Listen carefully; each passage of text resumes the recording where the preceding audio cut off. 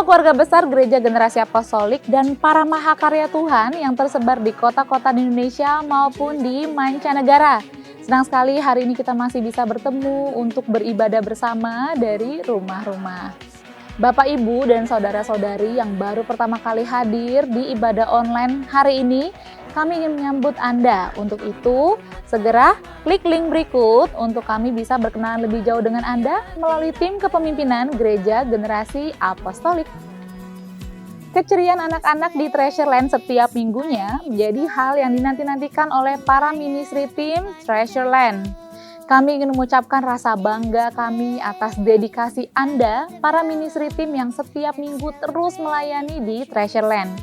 Anda turut menjadi tim pembangun generasi muda kita.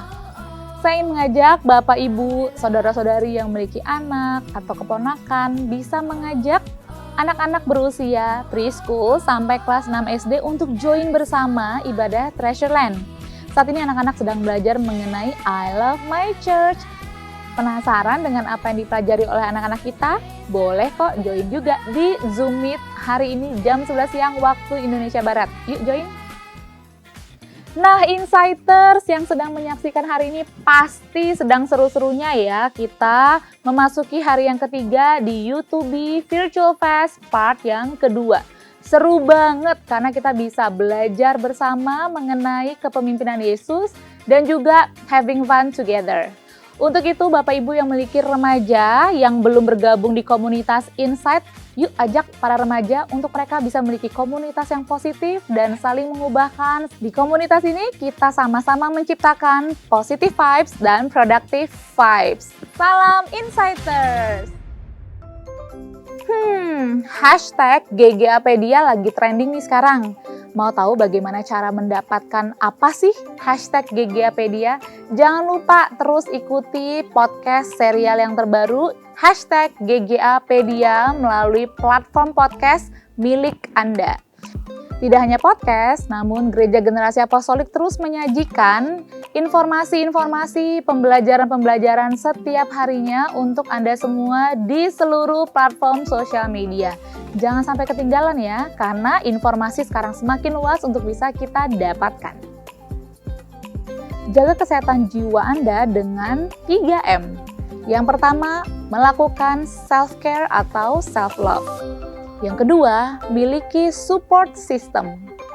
Dan yang ketiga, miliki ritme hidup yang sehat dengan melakukan silence and solitude. Untuk itu, saya mengajak Anda untuk terus melengkapi diri Anda dengan pengajaran-pengajaran dari Pastor Indri Gautama maupun Pastor Evelyn Nadeak, dan juga buku-buku rekomendasi dari kami dengan menghubungi Live Bookstore di kontak sebagai berikut. Firman Tuhan adalah pelita bagi kaki kita dan terang bagi jalan kita. Kami berdoa Anda semua bisa mendapatkan pengetahuan dan pengenalan akan Allah melalui pesan yang akan disampaikan dari Pastor Indri Gautama dan Pastor Evelyn Nadeak sesaat lagi. Selamat beribadah.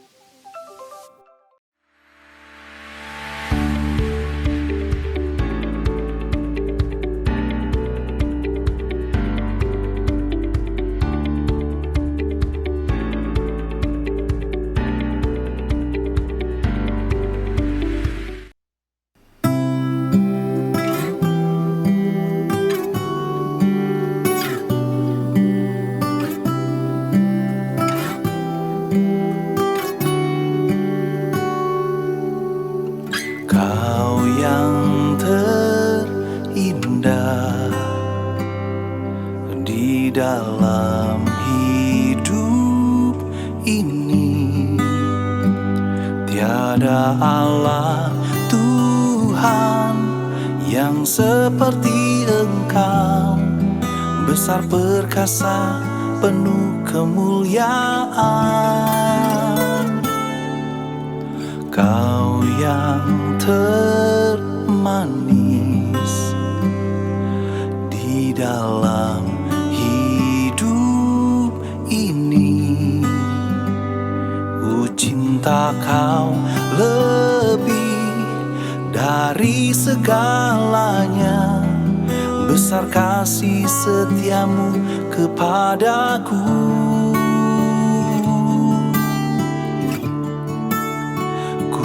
sembah Kau, ya Allahku. Ku tinggikan namamu selalu, tiada lutut tak bertelut, menyembah Yesus Tuhan Rajaku.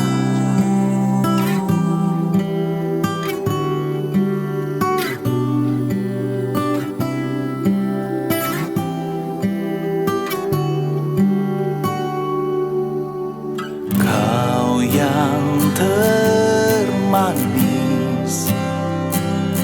di dalam hidup ini, ku cinta Kau lebih dari segalanya. Besar kasih setiamu kepadaku. Ku sembah Kau, ya Allahku. Ku tinggikan namamu selalu, tiada lutut tak bertelut, menyembah Yesus Tuhan Rajaku. Ku sembah Kau, ya Allahku.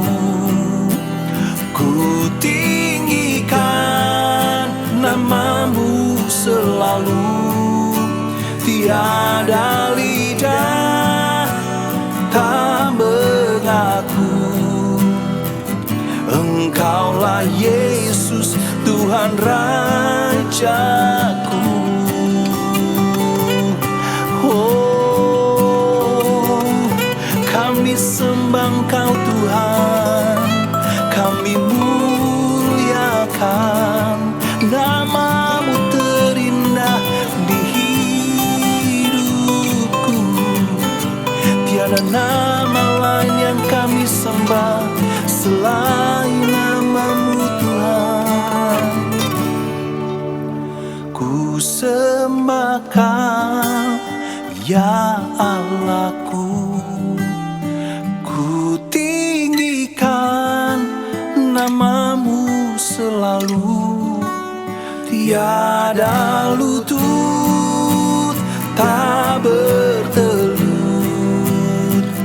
menyembah Yesus Tuhan Rajaku. Aku sembah Kau, ya Allahku. Ku tinggikan namamu selalu, tiada lidah tak mengaku. Engkaulah Yesus Tuhan Rajaku, tiada lidah tak mengaku. Engkaulah Yesus Tuhan Rajaku. Engkaulah Yesus Tuhan Rajaku.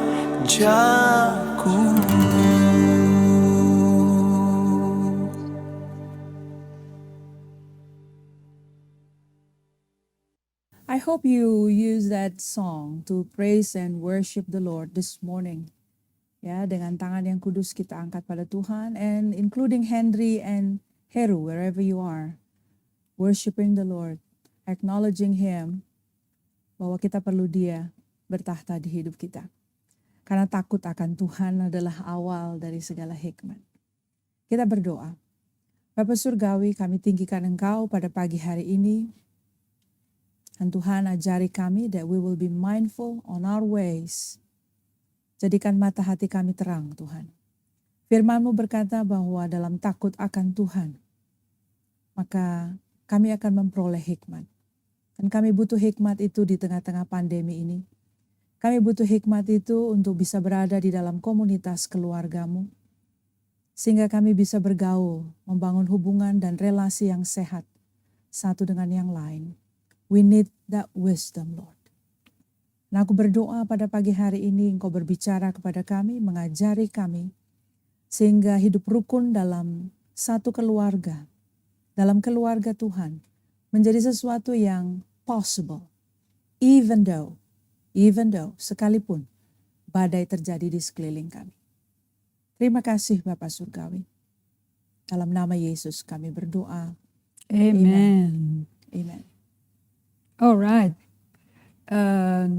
Kita dengar doanya Pastor Evelyn dan kita bisa hidup rukun satu rumah keluarga Allah ini GGA, karena ke sana nanti perintah Allah memerintahkan berkat-berkatnya turun. Amen. Right? And that berkat is of course bukan cash, tapi damai sejahtera, sukacita, kebenaran oleh Roh Kudus. Saya mau mulai dengan Kolose 2 ya. This scripture really speak loud to me sebagai bagian dari saya nyelesain satu Alkitab per tahun ini. Oke, dari ayat 6 dan 7. Nah, supaya kami bisa membagikan firman hari ini that will equip you ya for the next week ya. Ya. Kita berdoa, kata Paulus, kamu tahu kamu telah menerima Kristus Yesus. Kolose 2 ayat 6 ya. Kamu telah menerima Kristus Yesus Tuhan kita, don't we all, okay? Karena itu hendaklah hidupmu tetap di dalam Dia. No, kata tetap di dalam Dia, tuh, di dalam seluruh suratan Rasul Paulus kepada jemaat yang dia tanam, is speaking about being with God, being in God. God is in us, we are in Him. Ingat ya pesannya Yesus Yohanes 15, remain in me and I remain in you. Nah, okay. Ayat 7. And this is how we supposed to live daily. Ini bukan program gereja, this is lifestyle. Right. Hendaklah kamu berakar di dalam Dia. You know, we have to have a strong root system in God, in Christ Jesus. And Yesus itu 1 Yohanes 4 ayat 8, kita nggak bisa lupa, Allah adalah kasih. Jadi kita harus berakar di dalam kasih agape itu. Dan dibangun di atas Dia. And build upon the root of love. Itu nutrisinya tuh kasih yang menutupi segala dosa. Okay. Hendaklah kamu bertambah teguh dalam iman yang telah diajarkan kepadamu dan hendaklah hatimu melimpah dengan syukur. Nah, seringkali berapa dari kita agak kaku untuk mengucap syukur sama Tuhan. Biasanya bisa spontan kalau anything we desire we got it gitu. Right. Tapi pada waktu time our heart, a relationship is not going well. Mudah nggak kita bangun pagi and say thank you Lord for another day. Maksudnya kenapa kita bisa ngomong thank you Lord for another day? Because we gonna get better today. Karena relationship gonna be healthier today. We gonna love others better today. Nah, di PowerPoint yang kita bagikan minggu lalu ya If ya. We learn that kita ini belajar dari Profesor Dr. Robert Mulholland. Yeah. There is a side yang di bagian kita yang sebetulnya bukan jati diri otentik kita. That we inherit karena Adam itu melepaskan Tuhan. Nah, kita lihat di ayat 11-12 dari Kolose 2 ya. Di dalam Dia. So please bear in mind kata di dalam Dia, it means you are one with God. Ya. Kamu telah disunat bukan dengan sunat yang dilakukan oleh manusia, tapi dengan sunat Kristus. Apa itu sunat Kristus? Yang terdiri dari penanggalan akan tubuh yang berdosa. That means dari kita lahir baru sampai hari ini nih, kita itu ada tubuh dosa yang kita masih pakai. And that's what I found out dari saya ngalami pekerjaan tangan Tuhan memperbaiki inner life saya. And actually I was leading out of the manusia yang salah, manusia yang lama. And that's why saya bisa menyakiti orang, saya bisa melukai orang. Because saya memakai tubuh dosa. Nah, bahasa lain dari Paulus mengenai tubuh dosa itu manusia lama. Or manusia kedagingan. We all have that kedagingan. Kita di bumi ini kenapa mesti berakar semakin bagus, akar semakin dalam kasih Kristus. Supaya manusia dosa, tubuh dosa ini tambah lama tambah disalibkan, disangkal. And then we come into Jesus in unity with Him. in the newness of life. Nah, situ tuh the true self-nya keluar. Itu memang mesti dikembangin. Makanya then even you develop it, you can celebrate it walaupun belum komplit, bisa di-celebrate. You know? So lihat di ayat 12, karena dengan dia kamu tuh dikuburin dalam baptisan. Jadi baptisan Islam artinya apa? Kubur manusia, tubuh dosa itu udah mati dikubur. Nah, dan di dalam dia kamu turut dibangkitkan juga oleh iman kepada kerja kuasa Allah. The resurrection power of Jesus yang telah membangkitkan dia dari orang mati. So kita untuk jadi ciptaan baru juga yang lama ini mesti mati dulu. Then he resurrect, because kuasa kebangkitan gak ada gunanya ya kalau gak ada yang mati dulu. Namanya jadi kebangkitan. Right? Nah, ciri-ciri saya mau perkenalkan pada kalian semua karena saya kenal diri saya jadinya. Nah, dulu Pastor If sejak 2015 September till 2018, 2019, you know, sekarang udah jadi lebih kalem ya. The fact that orang tuh bisa ngelihat saya lebih jelas daripada saya ngelihat diri saya. That's why we need each other. Semua member tuh butuh ngingetin kita. Makanya kalau kita diperingati dulu, bagaimana reaksinya? Marah, tersinggung, bikin tembok, dan menjauh. Nah, itu semua itu karena tubuh dosa ini yang kita pakai. Right. Nah, si tubuh jati diri yang original, yang otentik dari Tuhan, yang Efesus 4 ayat 17 sampai 20 katakan yang sudah sesuai kehendak Allah, itu masih benih. 1 Petrus 1 ayat 23 ngomong itu. Nah, that our work every day is actually feeding that seed supaya tumbuh. And the more of Christ, the less of the flesh dari tubuh dosa itu. Biar kita berkurang-kurang, manusia lamanya, Kristus bertambah-tambah. You know, ma'am, can I add a little thing tadi? Karena Apostle Indri tadi, you were mentioning Robert Mulholland. Yeah. Itu textbook yang sedang saya gumuli pada saat ini. Ya, in the journey of spiritual transformation. Dan saya suka dia punya definisi on spiritual transformation as he slice it down, you know. Dia bilang spiritual transformation atau transformasi rohani adalah a process. That's first number one. Itu kemudian di slice down, you know. It's a process of being conformed, ya, untuk diubahkan into the image of Christ, menjadi serupa dengan gambaran Kristus for the sake of others. Demi orang lain. Nah, kata others di sini ternyata sangat intricately dijalin, dirajut di dalam proses tersebut. Right. Because caranya nantinya ya, I mean in the process gitu ya, dalam transformasi itu ada orang-orang, karena akan ada konfrontasi terjadi, dan konfrontasi itu terjadi di area-area di mana kita belum serupa Kristus. Betul. Ya, jadi konfrontasi ini bisa terjadi karena event, karena kejadian, karena nanti lewat buku, lewat khotbah, tapi juga banyak kali terjadi lewat interaksi kita dengan sesama. Jadi just to let you know folks ya, saudara-saudara, rekan-rekan, even it happened to me, seperti juga dengan Apostle Indri ya, bahwa kalau kita bicara spiritual transformation, get ready, there will be lots of confrontation. Akan terjadi banyak konfrontasi dan itu nggak usah kaget. Kenapa? Karena Anda bertobat umur berapa? Ya, berarti kan sudah ada bentukan yang runyam dalam diri kita. There's so many areas in our life that is not like Christ. Tidak serupa Kristus. Now that's the false self. Yes, dan ketidakserupaan Kristus itulah yang kemudian menyakiti orang lain dan melukai orang lain di sekitar kita unintentionally many times. So, akan ada begitu banyak konfrontasi. Nah, konfrontasinya apa? Aduh, baca buku kayak dulu zaman saya, aduh ketempelak. Aduh baca firman, aduh baca buku, atau dengerin khotbah, ya, dengerin khotbah, dengerin lagu pujian, atau bahkan blak-blak lewat interaksi kita dengan sesama. Sambil ngobrol, bisa kena di situ. Yes. Come on, brace yourself. Tanya sama diri Anda, masih mau gak serupa dengan Kristus? Because there's so many confrontation. Bagaimana tidak? Ada begitu banyak area yang Tuhan akan kerjakan dan Tuhan akan bentuk. Tidak akan bisa dibentuk sampai terjadi konfrontasi dulu. Nah, kalau kita ngomong konfrontasi, jangan salah pikir, wah pasti akan ada suara menggelegar. Sometimes tidak menggelegar. Sometimes tidak menggelegar.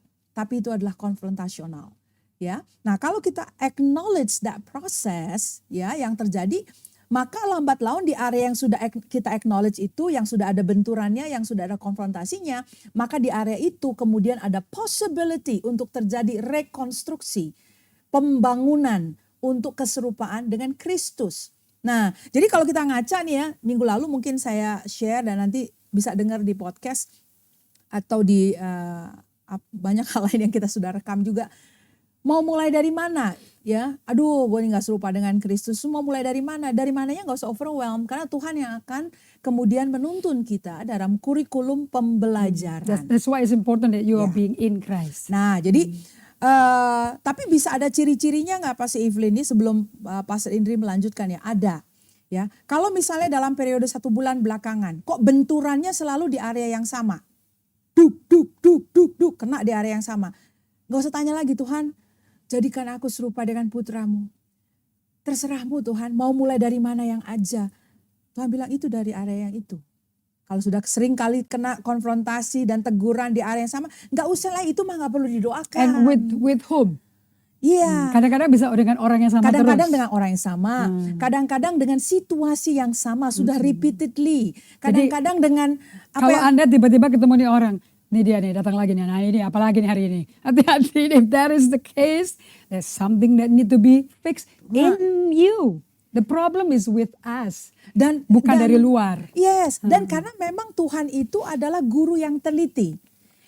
Kalau di area tertentu, ya sekarang saya bisa bilang guru karena dia juga pengajar, tapi dia juga adalah master builder yang teliti.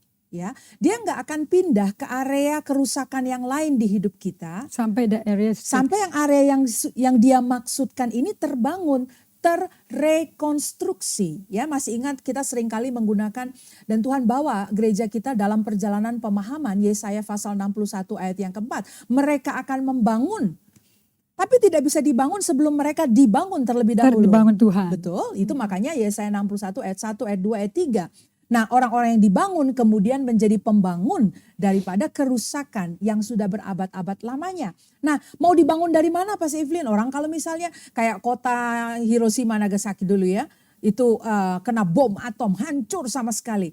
Mau dibangun yang mana? Dalam kerusakan dan puing-puing seperti itu. Master builder ilahi, dia tahu persis kita akan dibangun yang mana dulu. Akan ditransformasi yang mana dulu. Kadang-kadang kalau kita ngomong sama orang, aduh gue mah gak tahu lagi dah, gue mau dimulai dari mana, gue udah hancur banget, gue kacau banget, udah dari sononya kayak begini. Kan modelnya ngomongnya kayak gitu tuh ya. Mau mulai dari mana? Tuhan tuh sabar. Dia tahu area mana yang akan direkonstruksi. Jangan kayak kelinci, kita loncat sana sini, gue gak mau yang ini, gue gak mau yang ini, gue mau loncat yang lain. No, God will direct. God will lead you. Dalam kurikulum transformasi tersebut di area mana dia akan tangan kasihnya akan mulai bekerja. But you need to recognize though. You need to recognize. Nah, untuk recognize itu seperti tadi pembawa pengumuman Kokina berkata, you need to have silence and solitude. Right. You need to right. have self-care. Yes. Perasaanmu perlu didengar. Ya, kalau enggak, kamu enggak tahu Tuhan hadir di situ, bahwa kamu tuh nggak sendirian. Yeah. Nah, jadi kalau kita berkonflik, and you have to build that habit untuk kesadaran Allah menyertai kamu. Jadi kalau ada figur-figur tertentu, orang-orang tertentu yang Anda sering dapat konflik atau gesekan, Anda jangan langsung close up. Anda jangan langsung lari mengisolasi diri. But you know, be polite and practice the presence of God and say, God, you are with me, right? Aku nggak mau takut. Because the love of God, nah Anda kan juga terkonfrontir sama Alkitab. Kasih Allah kan nutupi segala ketakutan, ngelenyapin.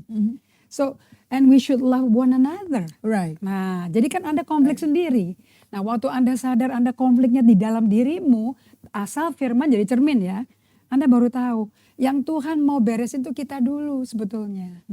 All problem never come from outside. All problem is with us. Kalau kita mau rendah hati begitu, when correction come, feedback yang negatif datang, gak enak dengernya, kita bisa tenang. And we should be able to take, now I can be thankful, thank you ya feedbacknya walaupun gak enak. Dan it is painful. Why? It is painful. Because you need to Listen, process your pain. Yeah, listen. What Robert Mulholland said. I mean, saya akan balikin ke dia. Saya nggak akan bilang memang sakit. No. Ini pengajar. And I humble myself to listen from the senior, almarhum ya, Robert Mulholland. Saya nggak akan bilang ya memang sakit. No. I'm too young to even comment on that. So saya mau dengar kenapa sakit. Nah dia ajarkan, dia uraikan begini. Because you will be parting. Ya, kalau kita bilang dia harus makin bertambah, aku semakin berkurang. Nah makin berkurangnya tuh waktu itu. Dan akan sakit. Sakitnya karena part of us will be losing that. Ya kan? Dan mengizinkan Tuhan kemudian bertahta di area tersebut. Jadi rupanya kerusakan-kerusakan itu karena kita yang jadi raja di situ, raja kecil. Kita yang jadi tuan-tuan tanah di situ. That's the ego. Iya, dan kita coba ngelola hidup kita dengan mau-maunya kita sendiri. Nah, memang secara pengakuan percaya bahwa Jesus you are Lord over my life. I surrender all. Kapan itu? Tahun berapa kita lakukan itu? Alright?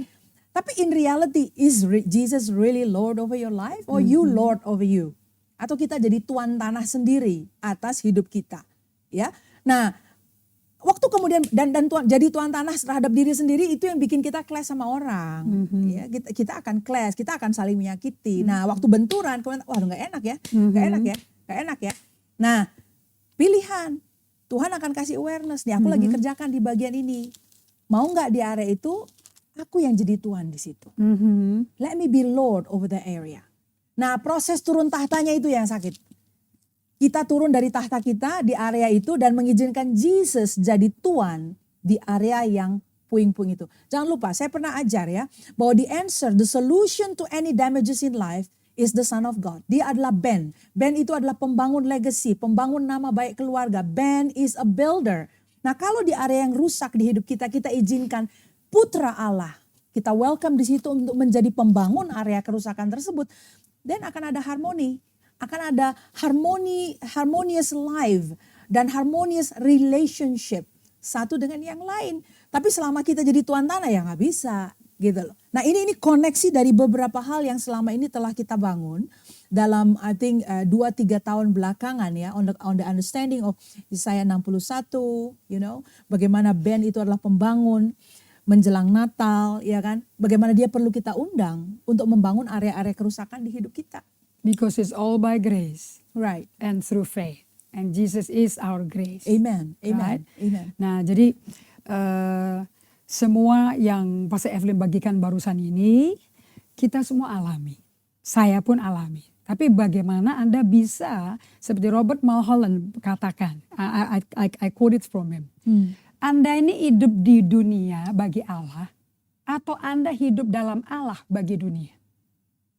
Wah, that's kind of tricky ya. Nah, okay. Kalau bisa ketuker-tuker. Dunia butuh kita to be with God. Yes. Because we cannot give what we don't have. Correct. Kalau kita mau memberi pengampunan, kalau kita mau beri kasih sayang pada orang yang sulit dikasihi. Dulu ada topik pengajaran, love the unlovable. Mengasihi orang yang susah dikasihi. When we face those, some relationship are toxic kok. And orang-orangnya memang, kalau kita tipe D, personality-nya kayak saya, kita kan fokus oriented, result oriented. Jadi kalau diganggu-ganggu sama orang yang emosinya tidak sehat, itu for us itu bisa kayak, I don't need to spend time with you and wasting my energy with you. Aku ada hal yang lain. But then on the other hand, God says love your neighbor. Yeah. Tapi on the other hand, your neighbor is demanding too much of your time. Sampai kita nggak bisa kerja. So we need to be able to understand caranya Roh Kudus mimpin kita kayak apa. Nah, dari 10 tanda-tanda nggak sehat yang ada di PowerPoint yang saya tidak akan keluarkan lagi. Salah satunya Minggu itu lalu ada tuh ya.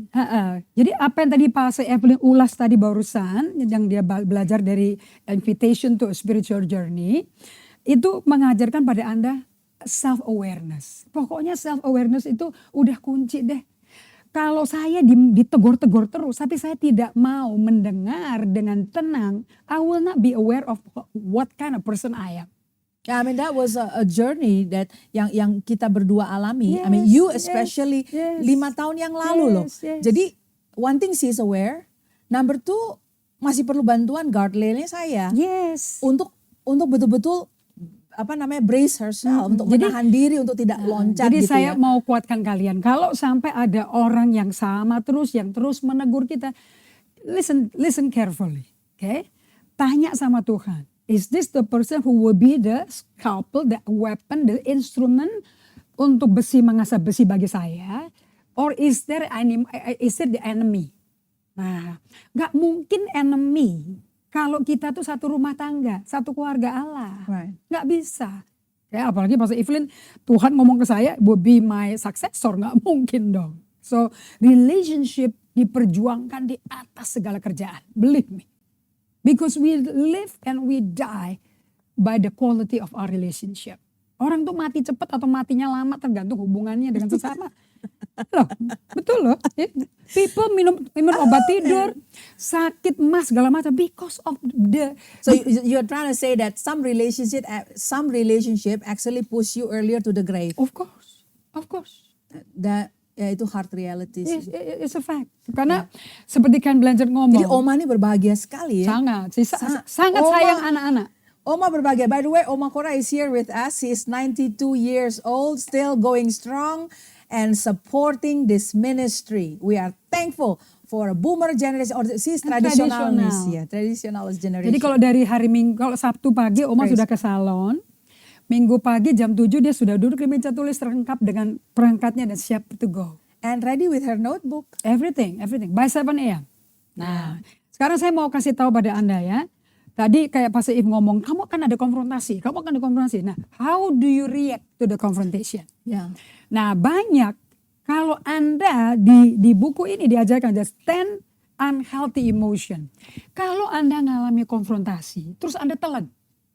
Anda kesel, marah, tersinggung, tapi telan terus. You know, buah itu nggak jauh, nggak keluar, nggak tumbuh jauh dari pohonnya loh. You know the fruit, if you keep on kubur perasaan negatif itu, suddenly you become sarcastic kalau ngomong. Snappy. Tiba-tiba Anda mengalami namanya panic attack. Ini nggak ada obatnya loh. Because the issue is not the outside. The issue is how do you proses. Nah, proses itu jangan sendiri. Proses itu gimana sih? Jangan sendirian. Please be with God. Let Him do the work of the process. Karena kita nggak bisa merubah diri saya sendiri. Makanya perlu yield. Only God can. Yeah. Only God can do the Yeah. healing. Mazmur 147 ayat 3 coba baca If. Psalm 147 verse 3. Saya mau Anda pegang. Psalm 147. 147 verse 3. Mazmur 147. Ya, 147 ayat 3 ya. Dia menyembuhkan itu ya. Yes. Orang-orang yang patah hati. Ayo yang patah-patah. Jadi patah hati. kalau tadi seperti Pastor Evelyn. Dan membalut, sebentar Oh, ini saya iya. selain dulu. Dan membalut luka-luka mereka. Jadi betul terjadi luka, terjadi patah hati. Betul. Yang balut siapa? Manusia hanya bisa sebatas berkata I'm sorry. Yes, it make you feel good. I'm sorry ya, But it tergantung what is the language of apology ya. Yes. Jadi maksudnya ada yang bilang I'm sorry biar cepet aja kita, ayolah kamu biar kita Atau kerja. enggak santuy. Sorry ya. Sorry ya. Santuy gitu kan. Ada yang dengan penjelasan, ada yang dengan janji-janji surga, aku tidak akan melakukan lagi, pokoknya I'm sorry lah.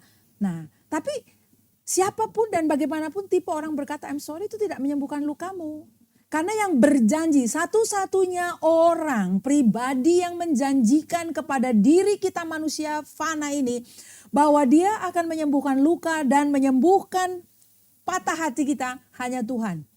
Pastor Evelyn belum bisa membuat sembuh orang patah hati. No man can do it. Belum bisa. Saya belum menemukan obat untuk saya bisa menyembuhkan luka hatimu. Not even Jadi, your parents can do it. siapapun, ya. Saya hanya bisa semampu berkata I'm sorry. Sorry I ya brother ya. apologize. I will look at you in the eye and say I'm sorry. I'm sorry for saying that. I'm sorry for raising my voice. Saya cuma segitu batasnya. Tapi the damage, the luka yang patah itu only God can do it.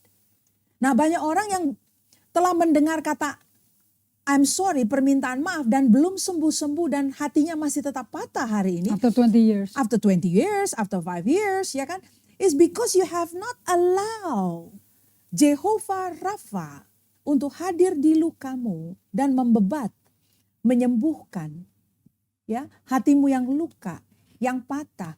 Dan Anda masih aja bilang emosinya orang yang nyakiti itu, dia terbatas. Nobody can do that but God. Jadi hari ini saudara, kita sebentar lagi mau tutup tahun. Ayo let's get healed. Kita mari sembuh Kita dong nggak ya. minta Anda buru-buru datengin orangnya minta maaf. No. Get Tapi healed. I want you going back to what God is saying.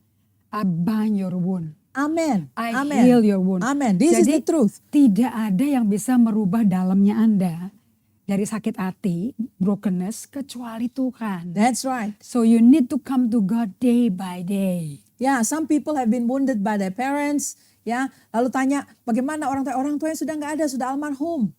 Nah, Now, how can they heal your wound anymore? Cannot. bisa.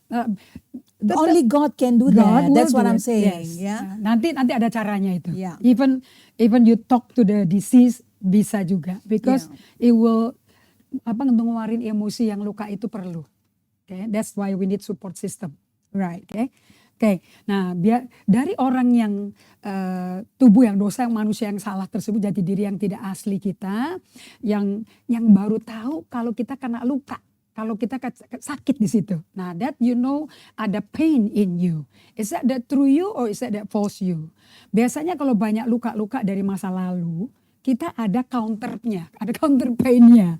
Tapi self-made. Nah, itu seperti Henry Nouwen berkata, we become what I do. Kenapa kok saya jadi performance oriented? Untuk beli kasih sayang ayah saya. Karena I was rejected.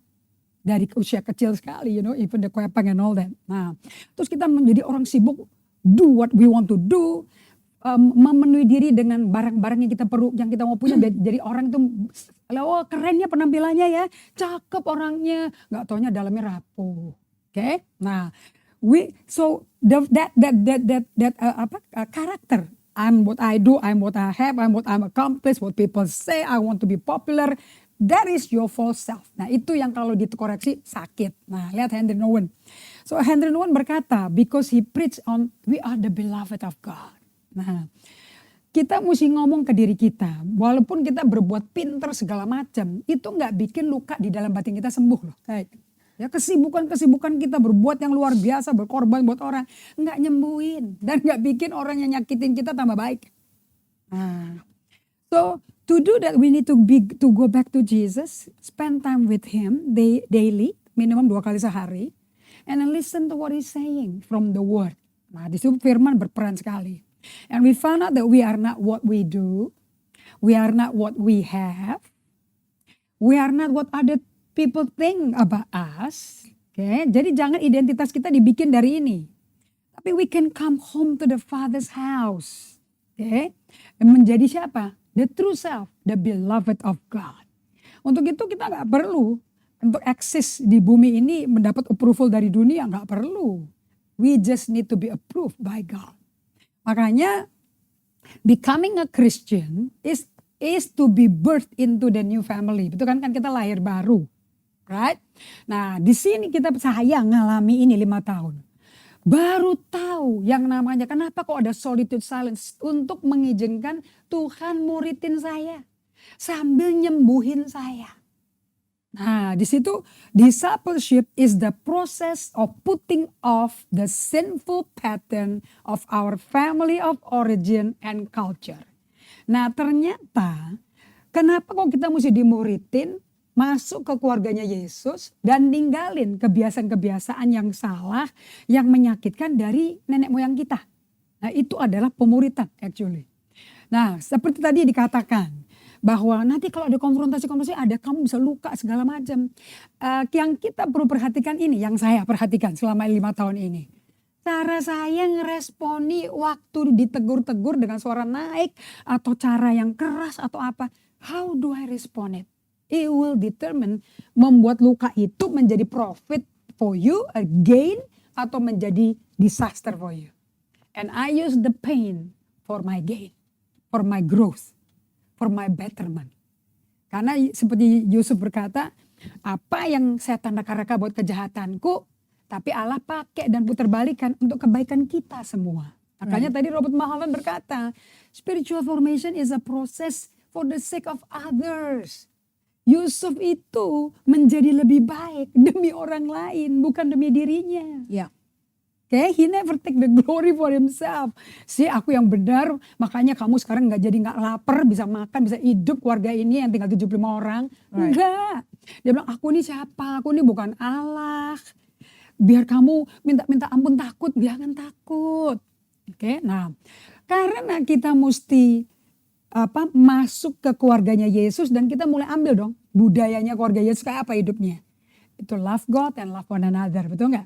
Tapi kan di keluarga tempat kita besar kan nggak kayak gitu. Nah, waktu kita di gereja bisa terjadi konfrontasi di komsel, di kerjaan. Anda mesti pikir, itu cara kita reaksi itu memang dari kitanya atau kita warisin dari nenek moyang. Makanya salah satu cara untuk pemuritan yang membuat perubahan di dalam kita itu adalah genogram. Genogram is alat ekskavasi for mental illness. One of it. Okay? So kita mau lihat genogramnya keluarganya Yusuf. Anaknya yang ke-11 dari Yakub.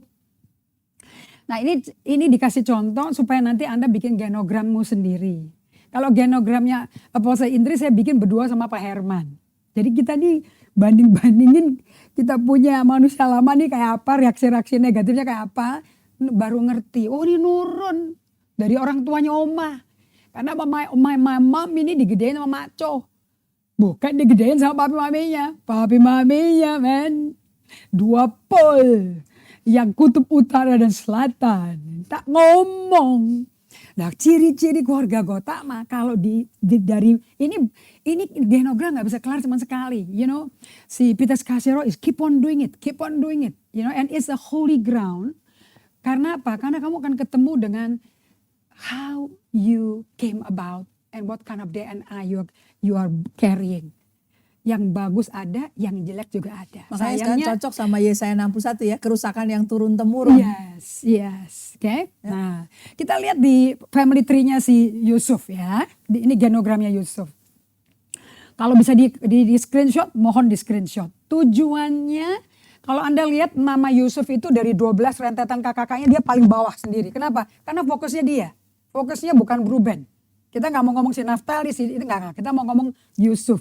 Jadi looking from his line ya. Jadi cara bikinnya nanti ada di buku ini ya. Nah, kita mau lihat apa sih? Kita mau lihat dari keluarganya, maminya Yusuf sama papinya Yusuf. We want to see the two side. Okay? Nah, tentu dari papinya Yusuf kita lihat sampai dari sisi Abraham dan Sarah. Kita untuk karena waktu ya. Lihat, ciri-ciri apa yang kita mau lihat di dalam Yusuf yang dia warisin dari nenek, kongco, maco, terus sampai oma opa, orang tuanya sampai ke dia. Karena mesti minimum satu keluarga tuh di dalam Alkitab itu actually 3 generasi. Nah ini di layar Anda sudah lihat, jadi memang karena menghemat waktu yang tersisa ya. Gambarnya bisa Anda screen capture, lalu lihat catatannya sudah ada di situ, di box-box yang di bagian atas itu adalah traces yang ditemukan dari generasi sebelumnya yang kemudian juga diwariskan di Yusuf. Perilaku-perilaku apa dari generasi sebelumnya coba bacain yang nurun ke dia. Ya, they can take photo of it ya. There's a bohong ya. Ada ini English. Soalnya nanti Pak Ben saya terjemahin loh ya. Ciri-ciri yang diwariskan dari Abraham dan Sarah sampai ke Yusuf. Dusta. Persaingan persaudaraan. Favoritisme. Perkawinan yang gak sehat. Ya. Kalian kalau mau tahu mengenai sibling rivalry, persaingan persaudaraan, lihat aja. Si Abraham kan lebih favoritin si Ismail daripada Ishak. Sekarang kita lihat Ishak kawin sama Rebeka. Di perkawinannya sifatnya sama nggak sama kayak perkawinan orang tuanya? Ada dusta? Ada. Ya dong, kan mesti Rebeka ajarin bohong si Yakub. Ada persaingan kakak adik? Ada. Esau sama Yakub kan bertanding. Favoritnya siapa? Kalau Ribka si Yakub, kalau Ishak siapa? Esau. Perkawinannya juga nggak sehat. Nah, turun lagi ke Yakub. Yakub itu kan punya 2 istri, 2 gunde. Perkawinannya juga banyak dengan dusta. Juga ada persaingan persaudaraan, ya dong. Kan Yusuf itu kan dibuang gara-gara persaingan. Kemudian favoritisme. Nah, itu dibikin dengan Anda mencatat ada nggak kejadian-kejadian yang bersifat gempa bumi. Gempa bumi itu artinya apa? Turun-temurun selalu ada disaster yang di tempat yang sama. Contoh, pengkhianatan antara saudara. Hilang negara, kehilangan keluarga, kan kepada kabur semua. Hilang budaya. Kemudian perlakuan yang gak adil, dipenjarakan 10 tahun si Yusuf. Nah, this major thing yang bikin, lihat namanya anaknya Yusuf, lihat anaknya. Dari istrinya yang orang Mesir itu. Manasye, Efraim. Lihat cara dia kasih nama. Making forget. Membuat lupa penderitaannya. Yang satu lagi Efraim artinya berbuah, berhasil di tengah penderitaan. So you see, dengan adanya ciri-ciri yang kita pelajari, sifat-sifat dari ini bikin nanti kalau Anda kerjasama di dalam keluarga, dalam komsel, kalau terjadi gesekan atau ada ciri-ciri sifat ini dibawa, ya Anda tahu itu bukan dari Anda semenjak lahir, bahkan sudah sebelum Anda dikonsepsi udah dibawa. Nah, ini di slide berikutnya Anda bisa screenshot lagi. Ini penguraiannya. The pattern of lying yang terbukti dalam setiap generasi, di mana terjadi favoritisme, di mana ada ketegangan-ketegangan antara saudara, kakak, adik. Nah, lihat sendiri di semua di situ. Oke? Nah, ini bisa di screenshot sebagai studi Anda. Bagus nanti kalau di carousel Anda bisa praktekkan. Oh, you do it yourself for your family. Oke, nah this is how you want to be healed. Jadi Allah bisa sembuhkan, tapi kalau Anda nggak mau kerja sama-sama Tuhan, menerima, ini kan namanya self awareness ini. Kalau ini nggak mau diterima, bagaimana Anda tahu mana yang Tuhan mau sembuhin? Oke, kita nggak sadar diri nanti. So, how do you solve this issue di dalam jiwa emosimu? Saya tuh senang, ini saya alami selama 5 tahun ini. Saya belajar berdamai dengan diri saya. I learn to be at peace and making peace with myself. Matius 5 ayat 9 berkata, berbagailah orang yang membawa damai. Mereka disebut anak-anak Allah. Saudara-saudara, bagaimana bisa membawa damai orang kamu gak berdamai sama dirimu? So, waktu saya mulai berdamai dengan diri saya, ditolong dengan hadirat Tuhan, I can be walking in the process of becoming a peacemaker. Bukan peacekeeper. Kalau peacekeeper itu, aduh ntar ngomong ribut lagi. Udah mendingan diam aja dah. Avoiding issue. So ditelan. Okay. So apa itu berdamai dengan dirimu? Instead of avoiding or numbing our pain. Daripada menghindari dan membuat kabal rasa sakit kita. Tuhan mengundang kita untuk memeluk duka dan kehilangan yang kita alami. Okay. Rasakan mereka. Rasakan perasaan-perasaan itu dikenal, diterima. Lalu bawa ke Tuhan, nantikan Tuhan dengan membawa semua duka dan kehilangan dan perasaan-perasaan yang sakit itu. Dan izinkan hal-hal yang baru dilahirkan dari yang lama. Sebagai penutup, dan hanya kasih Allah yang sempurna adalah obat yang manjur. The unconditional love of another, kasihnya Allah ada di Pastor Evelyn ke saya, kasihnya Allah yang ada kalian di kepada saya, itu obat bagi saya. Dan kasih Allah itu tempat di mana kesembuhan mulai terjadi. How do you receive this unconditional love? Rest, that's the word. Okay? When you rest, that become a weapon that is given to us by God. Ini setan benci sekali. Karena setan tuh maunya kita tuh stres dan sibuk. Okay?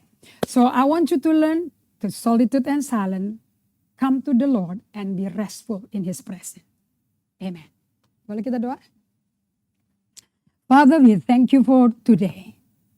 Tidak ada tempat di mana Kau diizinkan menyembuhkan luka batin kami. Yang kami wariskan dari nenek moyang kami, dibawa kepada abad 21 ini. Kecuali kami beristirahat di hadirat-Mu. Dan pada saat itu, Kau sembuhkan dan Kau bekerja, Kau melakukan transformasi dalam kehidupan inner life kami. Thank you Lord, for not giving up and always longing to be with us. In Jesus' name we pray. Amen. Amen. Amen. Semua catatan tadi Anda bisa peroleh dan digging lagi dalam rekaman-rekaman yang kita posting di page ini ya. Of course satu kali mendengar mungkin ada yang terluput dalam catatan khususnya karena beberapa slides disampaikan dalam bahasa Inggris. But you are never without help. Yes. Things like that can be solved easily kalau kita mau belajar. Jadi silahkan di-review lagi. Kantor gereja juga terbuka untuk menolong Anda bila ada yang perlu diterjemahkan. We will gladly help you.